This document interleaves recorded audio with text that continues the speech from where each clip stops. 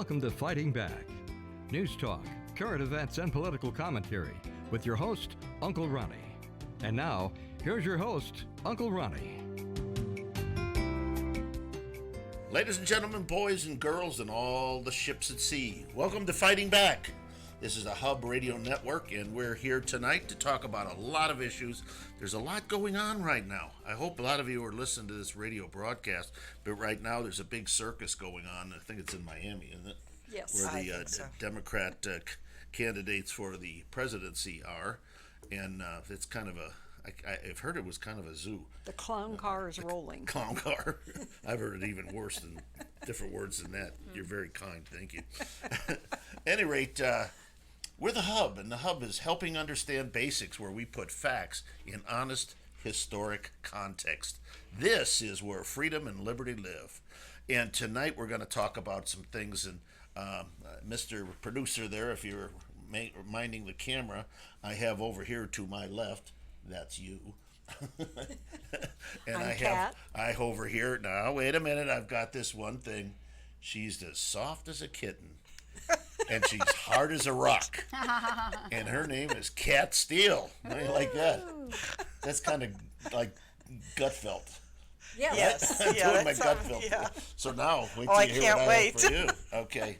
I didn't do Mona, but at any rate, this gal over here to my right, she gets all kinds of wolf whistles, but she's really a fox. This is Gloria Fox. Okay. I laid awake all night thinking of those. Any rate, and we also have Mona, and Mona is our guest last week. We had her at the Arizona Project Monday night, and she had left us all spellbound, and she has so much to say. You know, the I Middle heard East, it was really good because I wasn't there.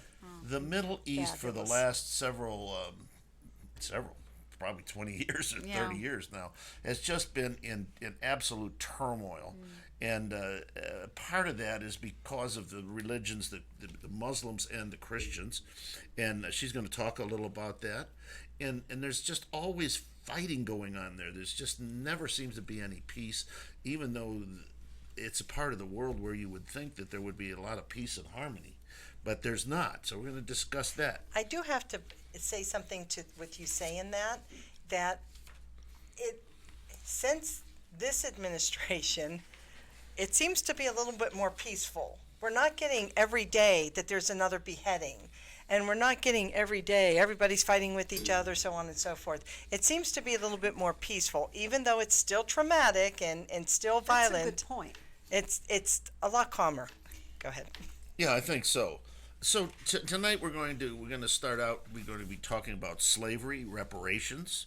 We're going to talk about fair is fair, and then we're going to be talking about with Mona Ashana, and that's going to be really exciting because any of you that follow the Middle East, it can get confusing if you don't have a scorecard. And she's going to bring us all up to date as to who the players are, who the players were, and hopefully a little bit about what's going to be happening soon with Iran and her home country of Iraq, because there's a little tension there, guys. Now, I wanted to mention something here that is really a neat program that we're going to have in October. And there's this guy named Glenn Ho, okay?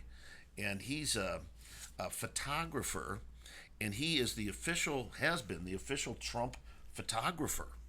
And he's going to be here, and he's presenting a program on this very radio show and at the Arizona Project called Trump in Focus. Oh. It's going to be really, really exciting, and that's going to be in August. And this man he's quite a photographer. He's dealt with movie stars and great sports leaders and so forth. And he's going to be here telling us what it was like to photograph Donald Trump. I bet that's going to be exciting. I always like these behind the scenes Yes. things, because you only see all this formal stuff going on. You say, how do they do this? How do they make this happen? So, and I don't know about you guys. Have you ever seen a newspaper and you think, how do you get these close-up pictures of people, like in these different positions and that? And, to know how they do that is kind of exciting. They actually go to a studio and they do tons and tons of photographs of them. So, at any rate, I wanted to talk a little bit about the slavery issue here. And God knows this was a horrible part of American history and the history of the world.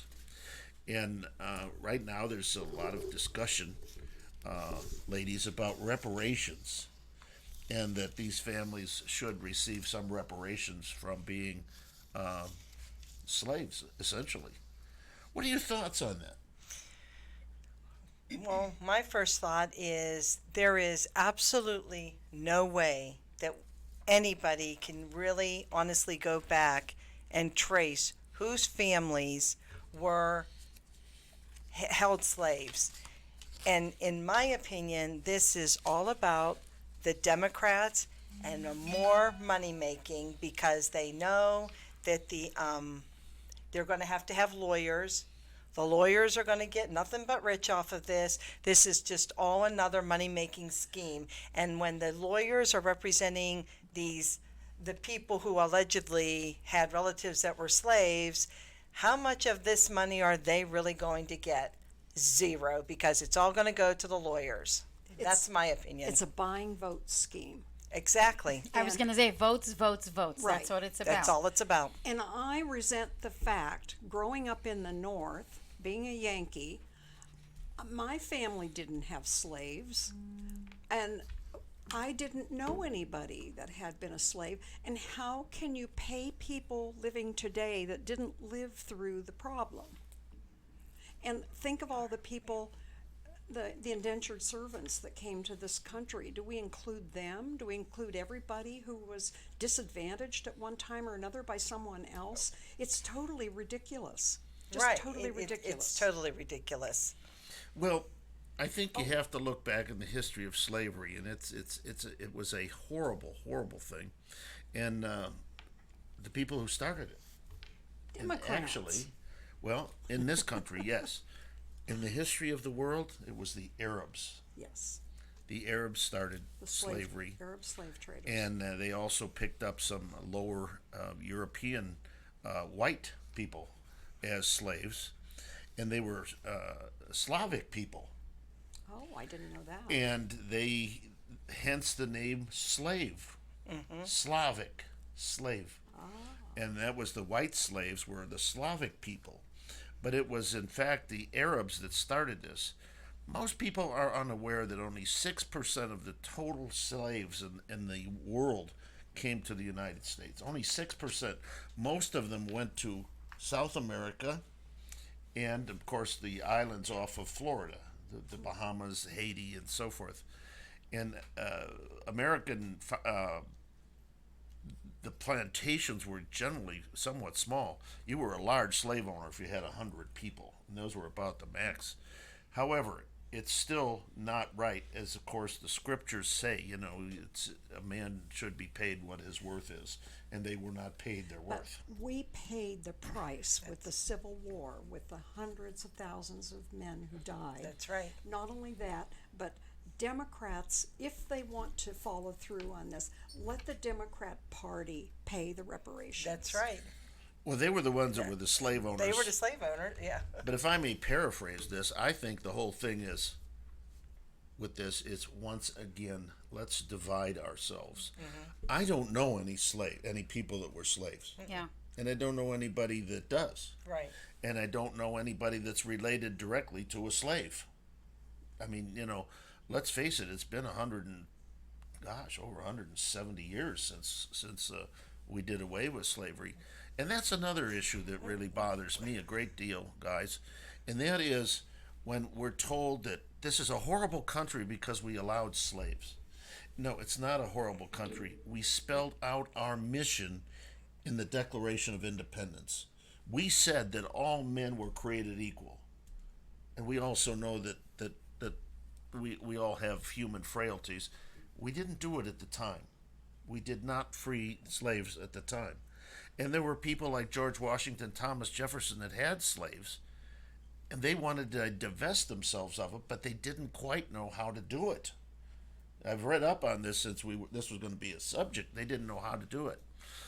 But the bottom line, and this is what's so beautiful about our country, is our wonderful Constitution has come with an eraser. We can erase the things we did wrong and, And- redo them and make them right. Right, which is the Civil War. The Civil War. It was that made it right. Is anything perfect? No, and it will never be perfect. And there is still slaves throughout the world. And the other thing I was thinking when we're talking about this is all about there were more white slaves that I believe than there were black slaves. Well, the history of the world is replete. There's been over 50 million people that have been slaves. And today there are still slaves in many parts of the world. Well, people, if something I was reading, they said that people who are in prison are considered slaves. And that's not true. But this is how backwards and how ridiculous this whole thing has become. Sounds like something that would have been said at the circus in Miami. Right. That's exactly right. Because they're not allowed to vote. They are paying a price for their ill deeds. Yes. And you know, you hit it on the head. I wrote some other notes down here about this. There's a lot of different ways that people have said we could do away or pay back. And one is to subsidize colleges, as if they're not subsidized enough. A lot of these were, the thing that, as we all know, is a lot of the big Ivy League schools like Harvard. You think those are private schools, and they are.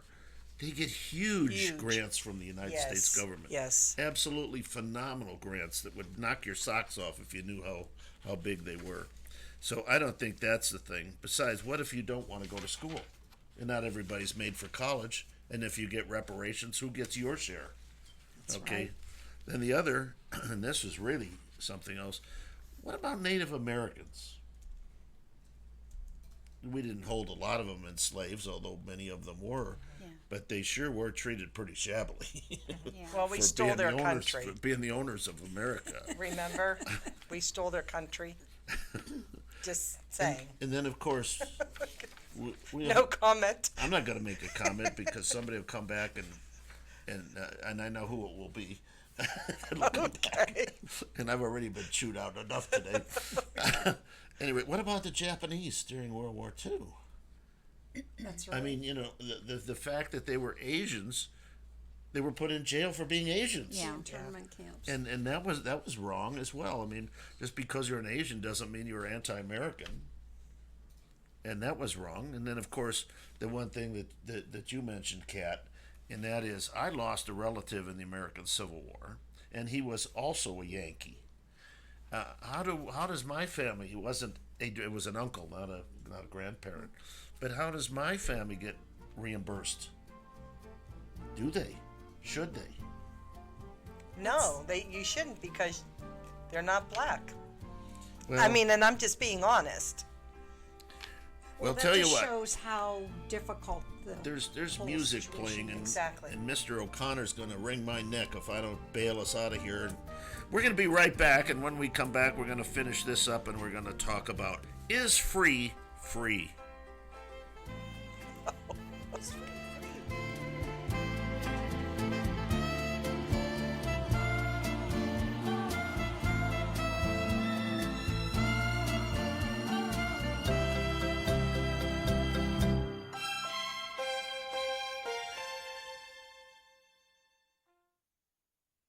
Do you have a face for radio? I know I do. And when I found how easy it was to get started in an interesting, informative radio program, I jumped at the chance. Since AM radio program is being replaced by podcasting, you can even create your own programming from your home.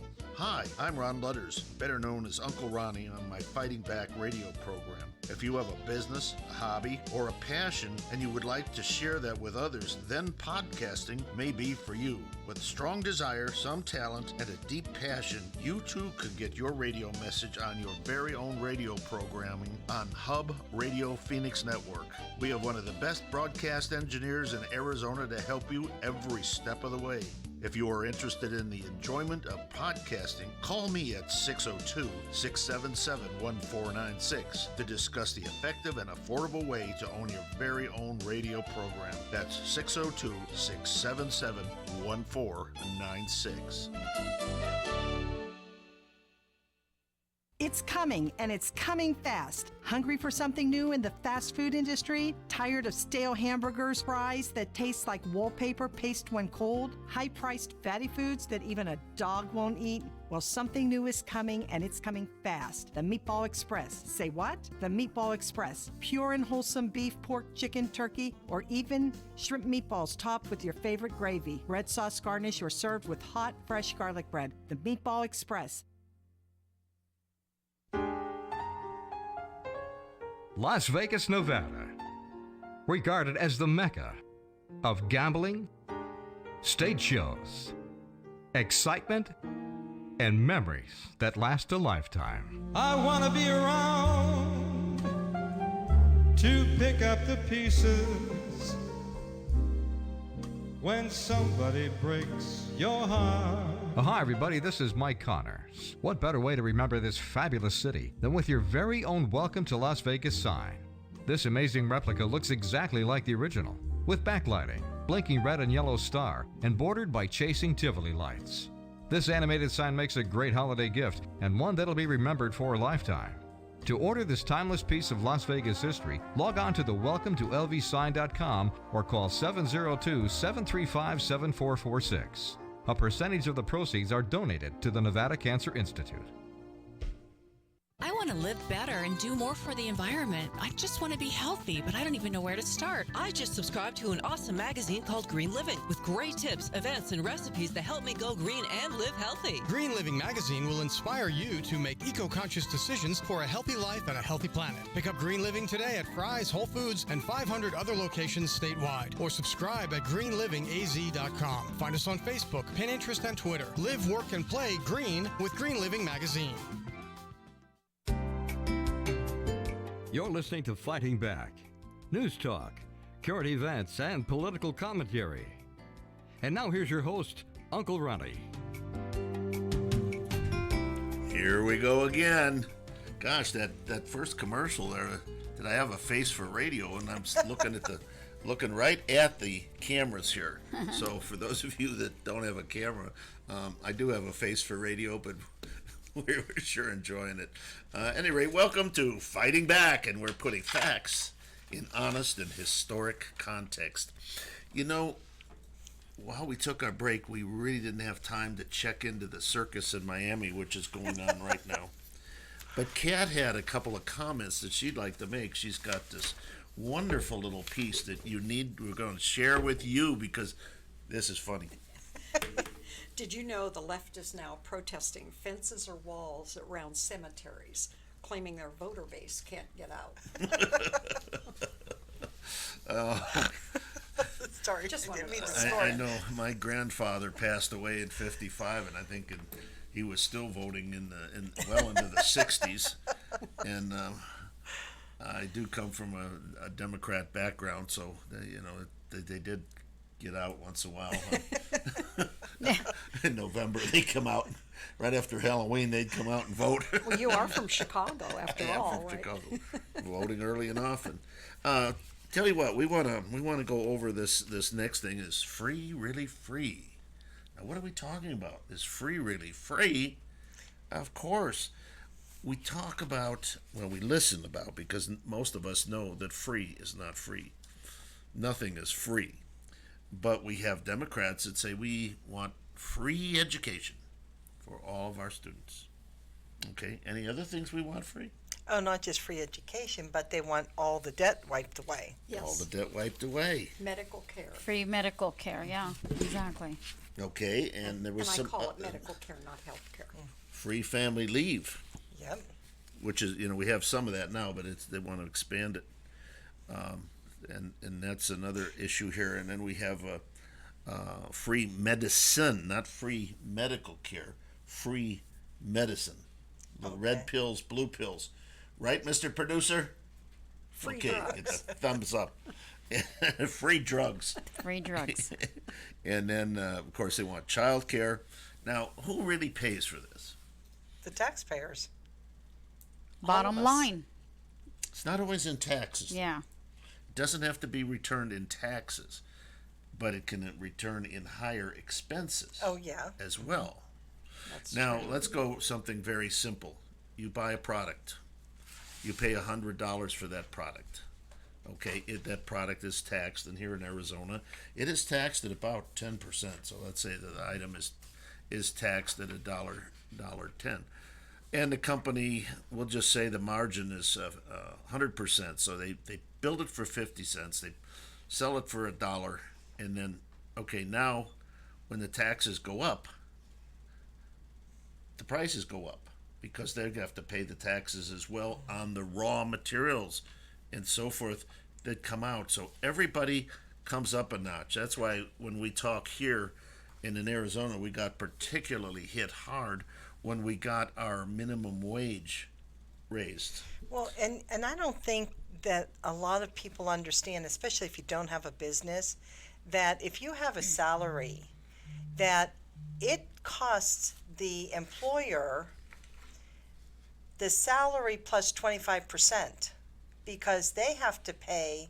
So your $500 salary isn't just what's coming out of their pocket. Well, they're paying 7.5% of your 15% Social Security to start with. Right, and then they have their workman's comp, and they have this tax and that tax. So they're actually paying 25% over and above what your salary is, and people don't understand that. So I'm sorry.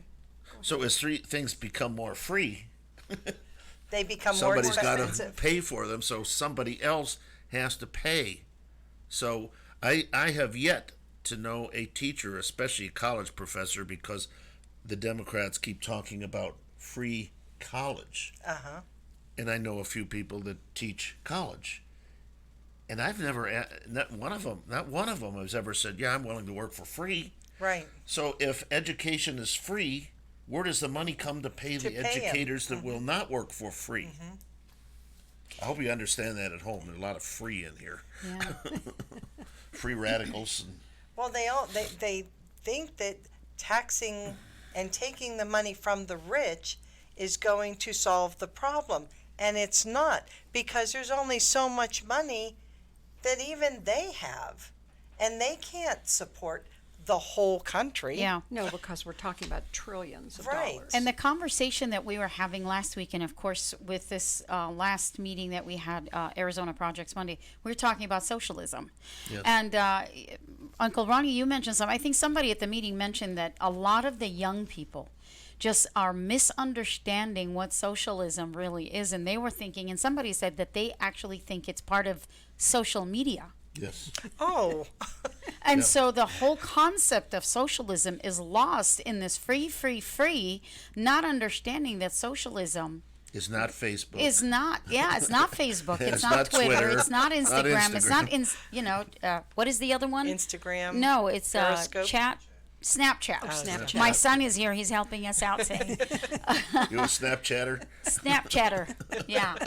And so it's not social media, and it's something that, of course, not being taught, not being spoken about, not being understood, and therefore misunderstood and misrepresented. And it's as if, you've got a young woman like Alexandria, the Congresswoman Alexandria Ocasio-Cortez, well known as AOC, and glamorizing socialism as if, you're going to get free, your debt will be paid, and everything is hunky-dory, where we need to go deep and dig deep and say, the history of socialism, where it comes from, and that's why it's important to have this conversation. Well, with you saying that, now they have it they don't call it socialism, they call it democratic socialism. Which makes no sense It doesn't. whatsoever. It's an oxymoron. That's right, Yes. because anytime they're asked to explain what does that mean, they can't They can't. explain what it means, because it doesn't mean anything. Socialism is socialism, and it's not social media. Absolutely. And they Yeah. want more taxes collected from corporations. They do not realize corporations don't pay taxes. They pass that on to their customers. Right. So we all pay for it in higher I'll give you a goods good and example of services. that, because a lot of people, when we were younger, there was no maternity leaves and family leaves and so forth were not paid for. However, if a company has 10 employees and one of them is out, it takes 10 to run the company, and one of them is out for 6 months with a maternity leave, say, the company still needs that other employee. So if they are paying you for the maternity leave of 6 months, they have to hire another person for 6 months, which raises the cost. Now they have Right. 11 people on the payroll rather than 10. They have to sell additional products Yeah. or services to pay for that extra person. I didn't think about that. So what they'll do is they'll raise the price, hoping that they can regain that fund, that money, and that goes along the whole line. Everything we talk about here, free this, free that, it all costs a component. And money is a term that we don't quite understand. Money is a means of production. Something costs a certain amount of money. And I have to say, and with all this talk of socialism and with the free family leave and so on and so forth, and I know some people don't like when we say this, but we're a capitalist country. Yeah. We're a free market. Amen. We have private business. When you have the government now telling private business what they have to require of their employees, or what they're required to do now, that's taking over. That's socialism. It ceases to be free market. Yes. Well, it's actually fascism. Yes, that's exactly right. And talking about immigration and everybody wanting to come into this country, if we're such a horrible country, why are they escaping socialism and coming to Coming here. capitalism? If we're such a, seriously, I mean, that's a question to, and for those people that have a problem with our capitalistic way of life, be my guest and go to a socialist country and try surviving there. Go live there and experience it and come speak about it. If you're still not converted, if you still are thinking the same way, so be it. At least we'll say they're speaking out of experience, not from exactly from books or from La La Land or from fantasy. For example, I mean, for the many of you that have been listening to the program last week, and for those of you that were here, Monday, and for those of you who have heard me talking many, many times, the magnificence of America, the greatness of America, was designed by our founding fathers so that it can give we the people. Why would you want to take your own rights away? Yeah. To give us, we the people, the right to govern and to to dictate how we want to be governed, how we want to live. Why would we want the government to have so much control of our money, of our lives? Like I said during the meeting, socialism is nothing more than a difference between breathing and not breathing, being free or being not being free. Right. So that's exactly what it is. And you're hearing someone that has lived it, escaped it, and will never go back to it. And we're going to talk about Well that in the next was very well section, and you're going to be thrilled to death to hear. You can hear her commitment to our way of life, and this just swells my heart with pride when you see people from other parts of the world, and they see and understand what we have here in America, when our own people born and raised here don't understand the jewel in the rough that we own. And they want to fight to retain it. Right, and something I heard, and I don't know where I heard it, but there was some conversation on television going on, and somebody made the comment that the reason why we have the immigrants coming over, and I'm going to call them the illegals, but coming over is because they respect our rule of law. There is no rule of law when they're coming and are being allowed to break the rule of law. Exactly. So I don't understand why they're saying that. I don't understand so much. It's ignorance. It's ignorance. It is amazing. I have something to say on the other side of the break about that rule of law. We're on the downhill slide of this segment, and just want to remind everybody, free is not free, so don't ever fall for that. Listen, we'll see you on the other side. Mike O'Connor is just now waking up and putting the music on, and we just appreciate him so much. Thanks for waking up, Mike. See you on the other side.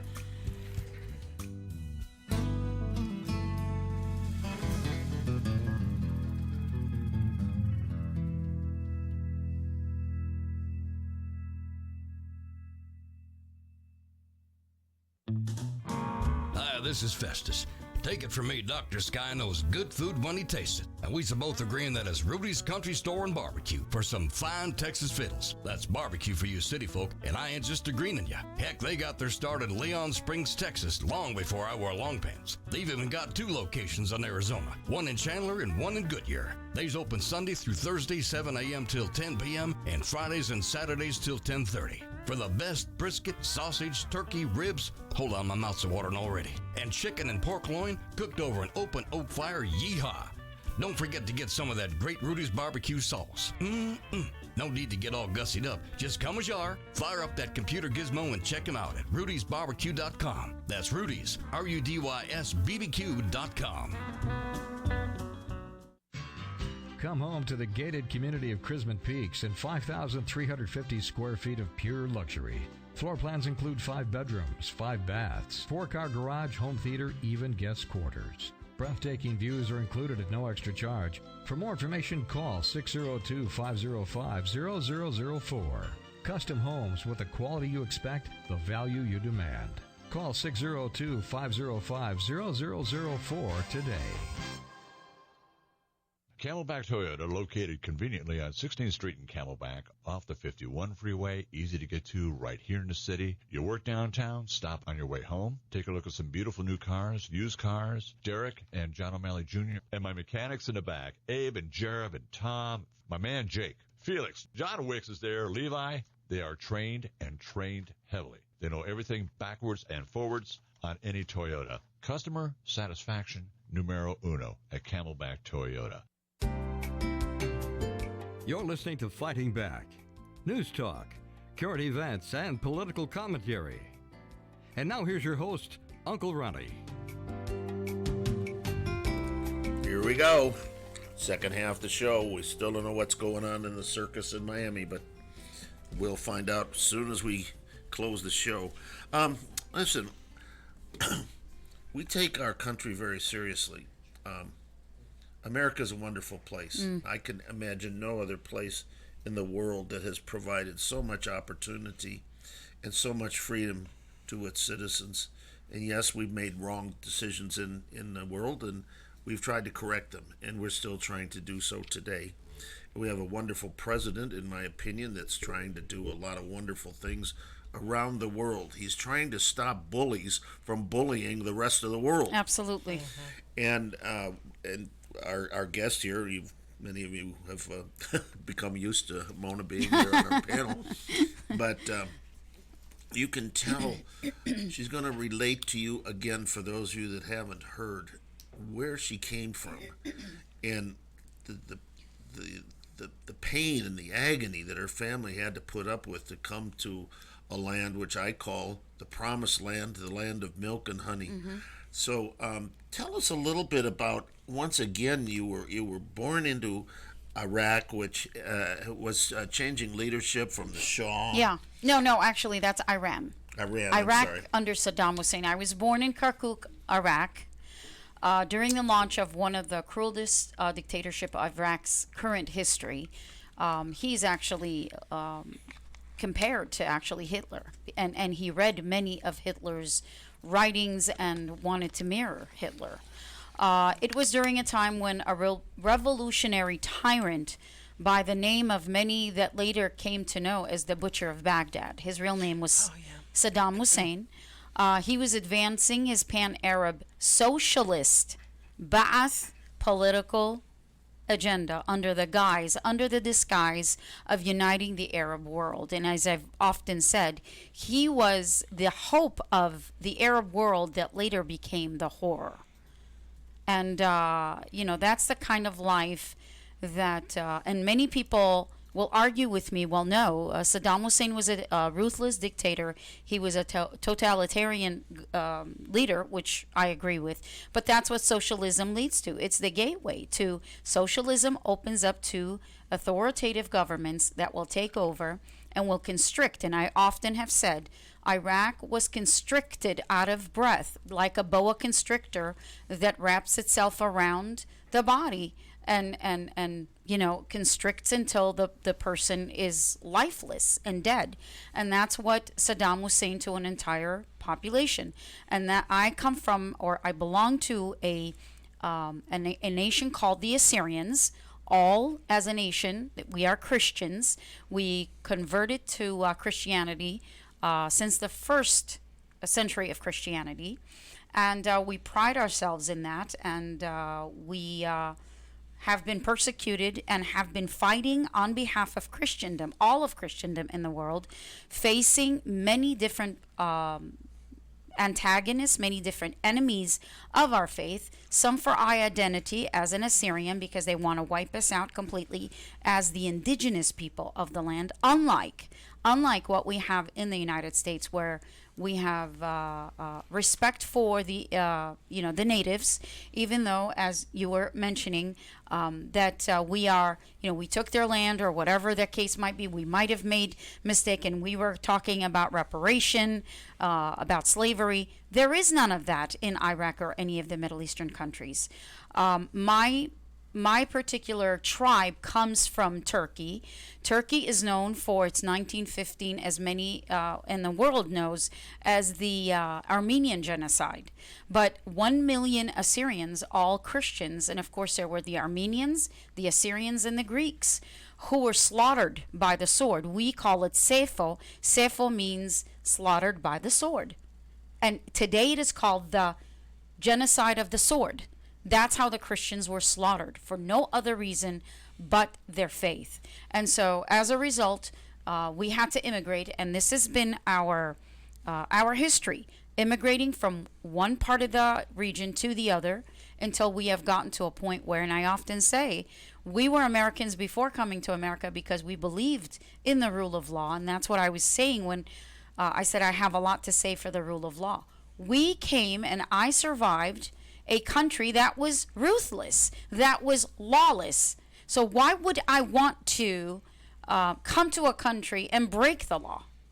I came to America because it is a country of law, and we love the fact that it is. It has the laws and regulations, and so that's why I take pride in my nation and my community and my family in saying that even though we escaped much of the oppression in the Middle East, yet we still took our time, we were vetted, we were processed, and came into this country as legal immigrants. So it would be unfair for us to back up or to support a lawless policy, or a policy that does not follow the policy of rule and law.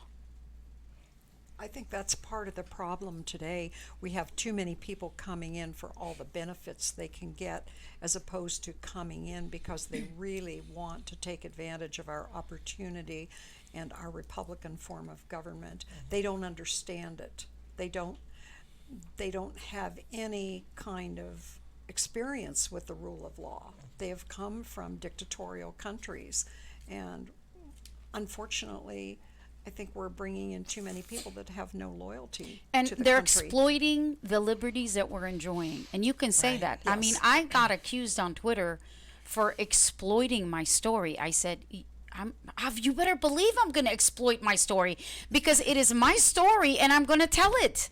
This is what I survived. I am a survivor. I'm a genocide survivor. I'm a survivor of the government under Saddam Hussein, who went from one to the other. Saddam Hussein brutalized, and he was a criminal. He was an organized criminal, and I mentioned it last week as well. Even though many people might think or say, we wish Saddam was back, but Saddam was the worst that can be, but he went from bad to worse. The situation in Iraq and in the region went from bad to worse, but you can't go back from worse to bad again.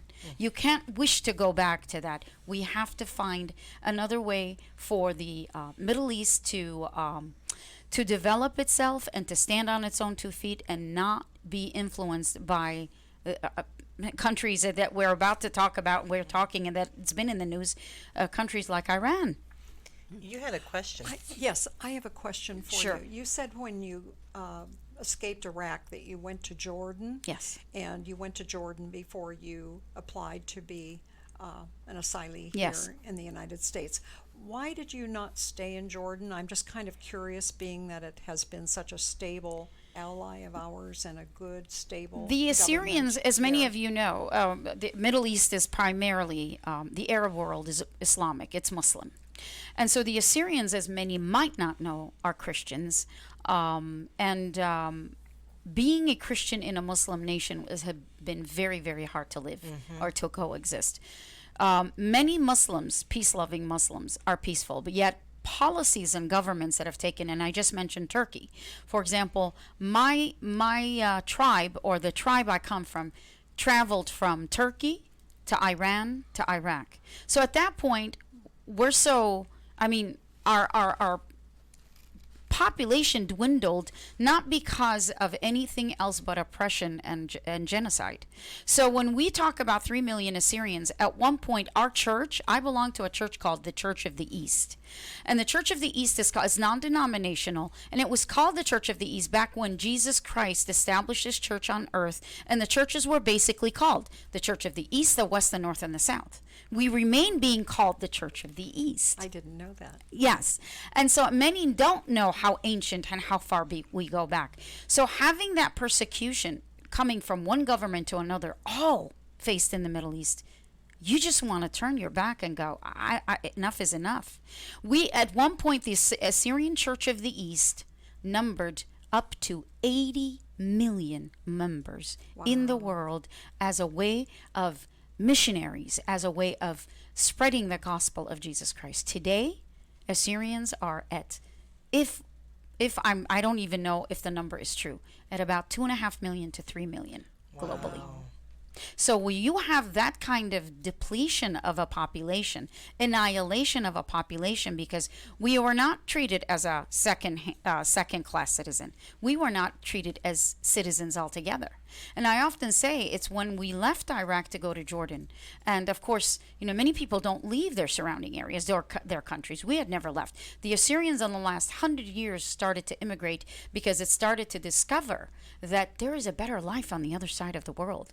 There is a life called democracy. There is liberties. There are things that we kept fighting for. Human rights, basic human rights, were stripped from us. So when you have the other side and you're looking at a great country like America, a Christian country as we called it, of course you desire to go to that country because, and I have with me today my son, who I'm proud to say is a first-generation American. He's the first, my 3 boys are the first generation to say, we don't face a genocide. We don't face a threat of annihilation. And so that is the reason why you find that we couldn't, another Arab country to us was another Arab country. With all due respect to Jordan, I think Jordan is one of the greatest countries in the Middle East. Back when we immigrated, they respected us. They held us in great reverence and respect. But nevertheless, it was not our destination. Well, I'm glad you're here. Yeah, our destination wasn't Jordan because when you are wounded, you just want to get away and you just want to leave behind, and that's what we did. It was your way station. Right? Absolutely. So we were able to gain our human rights, at least as refugees. So we became refugees twice in Jordan, and then of course when we came to America. And I'm proud to say that in America we were vetted, we were processed, and we came into this country. We traveled from Jordan to New York is when we landed in America. We got our green card. At no point were we ever illegals, where we were never without a status of legal immigrants. Congratulations. Thank you. And now are you a citizen? Yes. I was naturalized, and so was my husband.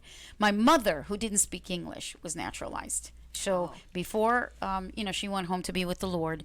Many years before that, she was naturalized and voted. She loved voting. Yes. Yeah. And I'm sure she was voting for the Such conservatives. a wonderful story. Absolutely. She voted Republican. Well, we have the music here, which means we're going to have to bail here for another couple of seconds or minutes. And when we come back, I want you to mention the story of the eggs that you had brought forth at our last meeting. What it was like to get a dozen fresh eggs. Oh yes, that was a That's great quite a story. I love telling it. And bring your son over here so everyone can see what a handsome son you have. Yeah. After the Next- break, maybe. after the yeah, break. after the break, we can bring him on.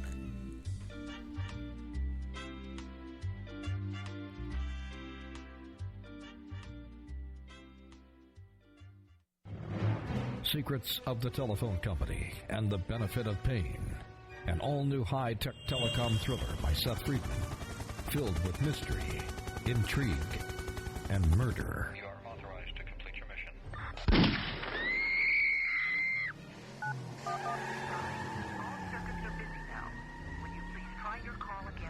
Secrets of the Telephone Company and the Benefit of Pain. Now Adele paperback. Don't answer the phone. Wild Tiger right here in Phoenix. Whoa, big fella. Is reminding everyone to please give blood. By doing so, you may save the life of a child, surgery patient, or an accident victim. So give blood. It's safe, it's simple, and it's needed. That message courtesy of Wild Tiger at 2631 North Central Avenue in Phoenix, where they invite you in to enjoy the finest authentic Thai cuisine like Si Penang, Pad Thai, and ginger fish. Stop it or call 602-241-8995 for carryout. Wild Tiger is on the air because they care.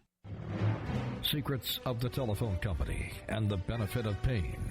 An all-new high-tech telecom thriller by Seth Friedman. Filled with mystery, intrigue, and murder. You are authorized to complete your mission.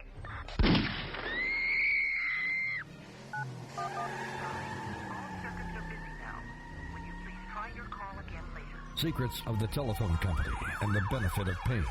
Now Adele paperback. Don't answer the phone. Hi, I'm Dr. Bob Marshall, PhD, host of Healthline. Join me live and hear the latest breakthrough information for you and your family. This month, Quantum Digest is on special. It's the most purified USP plant enzymes. No matter what you eat, it has the power to support its digestion. Buy 2 bottles, get the third one free. Call 800-370-3447.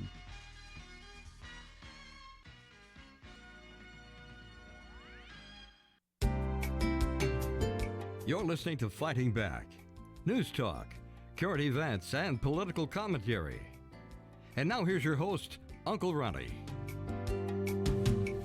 Boy, time goes by fast. It This does. is the last I was section. just thinking Hello, everybody out there. And I just so enjoy listening to Mona. I really yes. do. Well, when thank you when you get this story, it's hard to believe as an American. I mean, you know, we get upset if we have to stand in line to get a ticket to a basketball game, Right. and you have to. This is how it gets me because your son's wearing this Clippers shirt, and I'm not sure we want to put him on the air in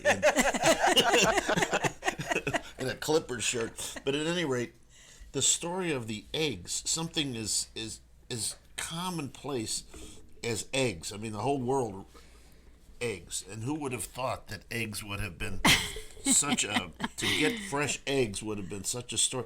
Tell us a story, and while you're telling, we'll have Adam sneak over here behind a cat, and so we can. Is that okay? Yeah, that's fine. If it's okay with him. Change your shirt. Yeah, change your shirt. Clipper shirt.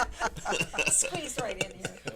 And if I we have a question might for wanna Adam. put some chair back. There's- The story of the eggs, and for those that wanna glorify socialism. In Iraq, at one point when Saddam was taking control, domestic products became scarce because the government controlled everything. So domestic products became scarce, where the government decided delivery of market goods and inventory became uncommon, being distributed only at the government's controlled timeline, causing a state of public frenzy. Do you hear that, folks? The government's timeline Yeah. to get food. Yes. People began standing in lines for everyday merchandise that were no longer readily available. Products like meat, chicken, eggs, bread, and necessities. I remember standing in lines in Baghdad where we went to visit my aunt. I would be sent to go get bread, and there would be a line and a stampede of people waiting there. So the story I told last Monday was about when the government, the neighborhood, the local market had announced that we were bringing eggs. We hadn't had eggs in weeks. And my mother having 8 children, and she wants to feed her children eggs. And so, she prepared me and my brother. I just went along for the ride. I was young. And we walked to the market, and my brother being 12 years old, being a boy, a strong boy, she said, so we can fight our way through the crowd and be able to get to the front of the lines to get eggs. Well, there was a big crowd as we got there, and of course we waited, and then all of a sudden the window to the market opened where they started distributing and selling the eggs. Well, my mom and my brother, my mom told me to stand outside of the crowd, and I was watching. My brother and my mom went in from different directions of the crowd to be able to have a better chance of getting the eggs. Well, they got separated, obviously. And so when my mom walked out with a big carton of eggs, and I was like, there's Mom with a big carton of eggs. But then we looked around, and we couldn't find my brother Sargon, if you're listening. I told the story many times. So Sarge was nowhere around. So my mom was looking around, and then she caught a sight of him in the middle of the crowd being stomped almost to death. And nobody was noticing that you had a 12-year-old kid being just pushed around, and he was on the ground, and he could have almost have been, stomped to death. So my mother walked into the crowd, pushed her way into the crowd and pulled my brother out and was screaming. So obviously the people all watched my mother, this chaotic woman, this woman that's going crazy. And she walked out of the crowd and she started screaming, and she took the box of eggs and threw them on the floor, breaking every egg that was in that box, of course, screaming, you're killing my son, you're killing my son. And everybody, all the crowd, it was silence. You could hear a pin drop. But then they all turned to my mom, not because she was screaming because of her son. They were all upset because she dropped the box of eggs on the floor, on the ground, because they were all fighting for that. So this is the kind of frenzy, and you might think, Mona, you're exaggerating. I'm telling you. I was an eyewitness to it. This is the kind of life, this is the kind of socialism controlled by the government life there is. Well, you hear about that with them talking about Venezuela. They're standing in lines. The people are losing, they've lost like 20 pounds. People are losing weight. They're scavenging in the garbage, for just pieces of bread. Yeah, just for pieces of bread. So I'm sure if something like that, because we of course don't hear about it, but if that's happening in Venezuela, and I'm sure. Exactly. And I'm sorry, I don't mean to take over the program here, but one story that truly touches my heart, and I get emotional telling it, during the Iraq and Iran war, because you have a war that 800 people, 800 soldiers, 800 innocent people that fought for a war between two monsters, Ayatollah Khomeini and Saddam Hussein, that until today nobody can tell you why their children died. There was not a home without a martyr, without one that died. 800,000. 800,000, I'm sorry. Not 800. No, yes. 800,000. Wow. There was a story about a man that I heard, that I had read in a newspaper, where he didn't know where the next meal was coming. And for a man not to be able to provide for his family in Iraq, because a man, was the head of the household and the primary breadwinner. And that was it. What his job was, is to provide. Family. And when you couldn't provide, it was considered shameful. It was a shameful situation. When he didn't know where his children would have their next meal, and not knowing, because it was rationed. When we left, it was the rationing was so bad of the groceries. Imagine when the Iraq-Iran war happened, where people died of starvation. He cooked his last meal by, there's a dish in Iraq called mezgoof. Mezgoof is when you cook fish, and they marinate it, and it's a delicious and very well known dish in Iraq. If you told an Iraqi mezgoof, they'll go back years, and they have great memories sitting around eating mezgoof. Well, this man cooked mezgoof for his family for one last time, because he had poisoned the food, so that they would all eat together. And I get tears every time I tell that story. They would eat together for one last time and would die together. He poisoned his entire family, along, of course, with himself. And the whole family was found dead from poisoning. And so these are the kind of stories that our children who think socialism is part of social media. And I don't mean to, make fun of that. Seriously, this is not something to be made fun of, but these are serious stories that need to be elevated and told. It's sad because, and I don't know if I said it last week, in our education system, it's more important to talk about sex and teaching sex to kids than it is about learning about socialism or learning about the history of this country and why this country is so great. Or even how to read and write and do math. Right. But this is so important what she's talking about. And I have a question for Adam. But just before you do, sure. We talk about how handsome Adam is. And I just want to tell you that this is Adam because I'm handsome too, and I just don't want to get that we get mixed get up. And you confused. thought the guy with the beard was Uncle Ronnie. It's actually Adam. So go ahead, Adam. Can you reach this? Yeah. My question for you is, what do you think about, with you being a first generation now American, what do you think about the plight that your mother took to get here? Oh, it's my grandma and my whole family. I mean, I wouldn't be here the way I am right now, the person I am. I have friends coming from that country and they're still fighting to get little things like their citizenship and they can't do this and that. So for me to be here from the start, and it's just a blessing beyond words that I can even say. If it wasn't for her and my grandma, my grandma even fighting within her house to come here, that she didn't, Yeah. And how do you deal with the young people here today? How are you accepted by them? Do they pay attention to your background? Most people actually just don't even realize. They don't just a see young me American kid, right? Yeah, they don't see me as Middle Eastern, specifically straight up. They'll think I'm a Latino before anything. But then, but the real Latinos, they know, they see the eyes and the nose, and they know. So Well, because of your mother, the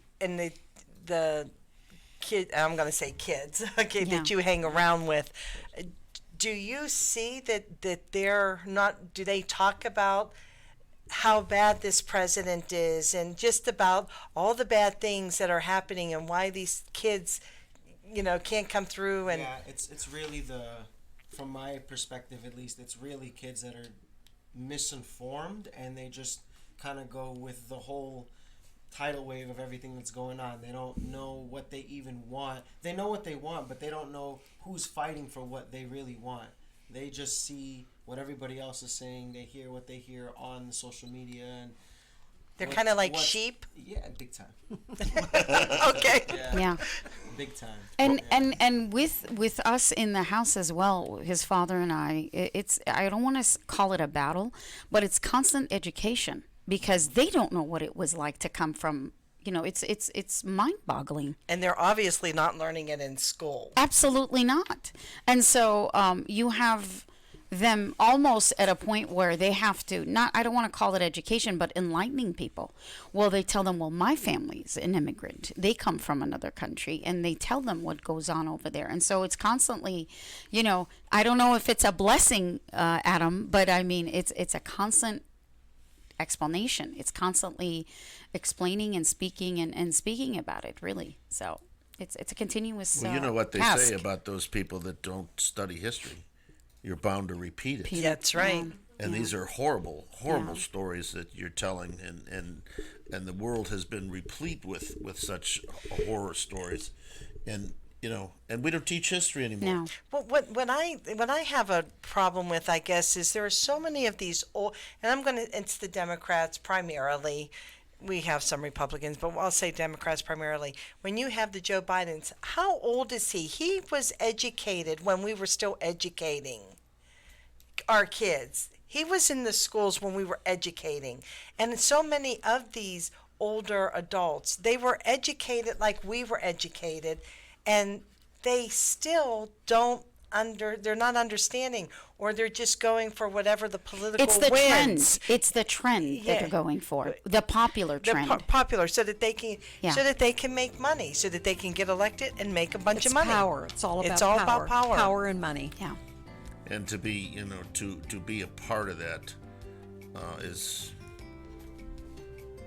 it just boggles my mind how these people can give up some of these things. Right. Listen, we are running out of time. Now, we have something that's coming up next week that I'm really excited about, and that's the 4th of July, which is the American Independence Day. Woohoo! And we're really excited about that. Listen, we would like to thank Mr. Mike O'Connor here for driving this great big spaceship through the ether of space. And thank you, Adam and Mona. Thank you. Thank you for being here. We will see you next week.